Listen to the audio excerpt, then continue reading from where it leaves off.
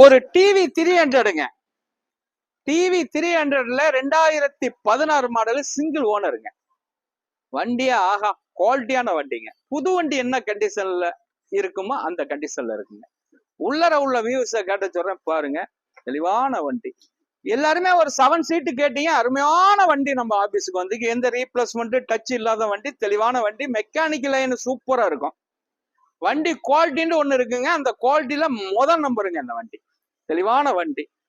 4 டயருமே புது டயருங்க. வண்டி குவாலிட்டியான வண்டி. எந்த வேண்டிய வேலையும் இல்லைங்க. Proper company service ரெக்கார்டுங்க.